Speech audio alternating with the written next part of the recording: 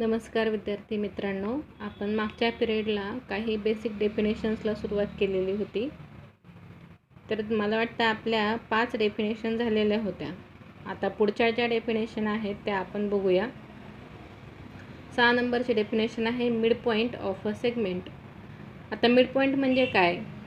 मधला point. Mid point म्हणजे in between point.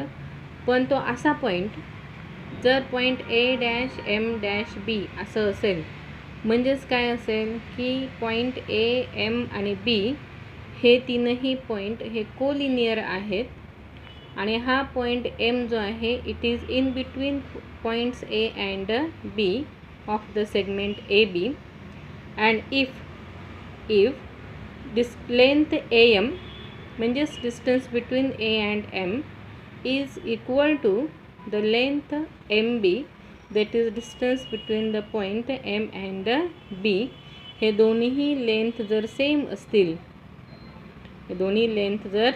असतील, तर आपण काय म्हणू शकतो?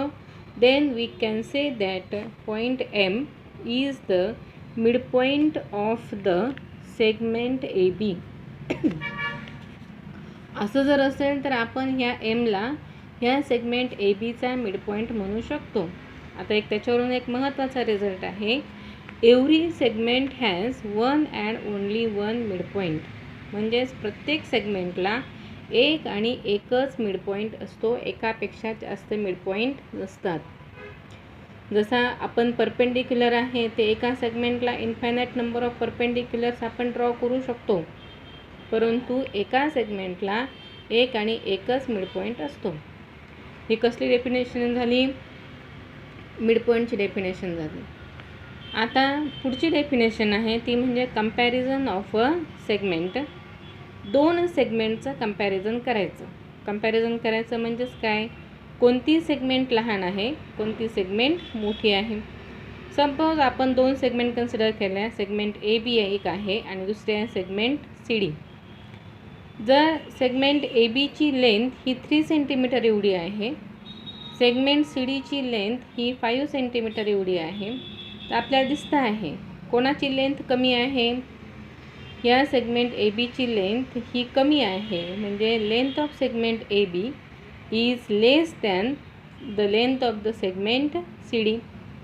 किंवा आपण असं म्हणू शकतो की segment C D is greater than the segment A B. या length of the segment A B म्हणजेच आपण त्याला शॉर्टमध्ये काय लिहितो? Length A B is less than length C D. याच्या अपोजिट लिहिलं तरी पण चालेल. हे लेस दॅनचं आपण साईन वापरलं, आपण ग्रेटर दॅनचं साईन वापरलं तरी पण चालेल. म्हणजेच length C D is greater than length A B. असं जर असेल तर आपण काय म्हणणार? या दोन सेगमेंटचं कंपॅरिझन आपण कुठल्या साईनने करू शकतो? We can compare the length of two sides by using the symbol less than or greater than. ह्या दोन सिम्बॉलचा यूज करून आपण दोन लाईनचं कंपॅरिझन करू शकतो. And comparison of the two line segments depends on the length of the line segments. MCQ साठीचं statement आहे. दोन लाईनची कंपॅरिझन ही कशावर डिपेंड आहे? त्यांच्या लेंथवर डिपेंड आहे. पुढची डेफिनेशन 8 नंबरची डेफिनेशन आपल्याकडे आहे, परपेंडिक्युलॅरिटी ऑफ सेगमेंट्स. दोन सेगमेंटची कोणती सेगमेंट कोणत्या सेगमेंटला परपेंडिक्युलर आहे ते आपण बघू. जर दोन लाईनच्या मध्ये अँगल हा 90 डिग्रीचा असेल, म्हणजेच काय? If angle between two segments is 90 degree then we say that segments are perpendicular to each other. कोणत्या पण दोन सेगमेंट्स किंवा कोणत्या पण दोन लाईनमधला अँगल जर 90 डिग्रीचा असेल तर आपण काय म्हणतो की त्या दोनही सेगमेंट्स ह्या एकमेकींना परपेंडिक्युलर आहे. सगळ्यात सोपी डेफिनेशन आपल्याला समजली पाहिजे. जर दोन लाईन सेगमेंट्समधला अँगल हा 90 डिग्रीचा असेल तर आपण त्यांना परपेंडिक्युलर सेगमेंट्स म्हणू शकतो. बघा आता इथे फिगरमध्ये ही सेगमेंट ए बी आहे आणि ही सेगमेंट सी डी आहे. आपण हे 90 डिग्रीचं सिम्बॉल दाखवलेला आहे. म्हणजेच काय, हा जो अँगल आहे ह्याला आपण ओ हे नाव देऊया. हा जो अँगल COB आहे हा कितीचा आहे, इट इज ऑफ 90 डिग्री. आपण असं म्हणू पण measure of angle COB is equal to 90 degree असं पण म्हणू. हा अँगल जर 90 डिग्रीचा असेल, हा जर 90 डिग्रीचा असेल तर आपोआपच हा त्याचा लिनियर पेअरमधला आहे. म्हणजे हा पण कितीचा येईल, 90चा येईल. COB 90चा आहे तर AOD हा कितीचा येणार, हा पण 90चा येणार. हे अपोजिट अँगल आहे. मग हा पुन्हा 90चा आला AOC तर हा पुन्हा कितीचा येणार, BOD हा सुद्धा 90चा येणार. म्हणजे एक अँगल 90चा असेल तर उरलेले सगळे अँगल हे 90 डिग्रीचे आहेत. म्हणजेच एक angle major of angle COB हा 90 डिग्री आपण जर दाखवला तर आपण काय म्हणू शकतो, देअरफॉर लेंथ CD, बघा डायग्राममध्ये दिसते आहे, length CD is perpendicular to the length AB. म्हणजे CD ही लेंथ कोणाला परपेंडिक्युलर आहे, ABला. लेंथ म्हणा, नाहीतर मी तुम्हाला सांगितलं आहे segment CD is perpendicular to the segment AB.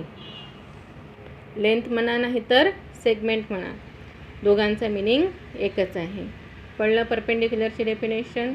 जर दोन लाईनमधला किंवा दोन लाईन सेगमेंटमधला अँगल हा जर 90 डिग्रीचा असेल तर आपण त्या दोन लाईनला किंवा दोन लाईन सेगमेंटला त्या एकमेकींच्या परपेंडिक्युलर आहेत असं म्हणू शकतो.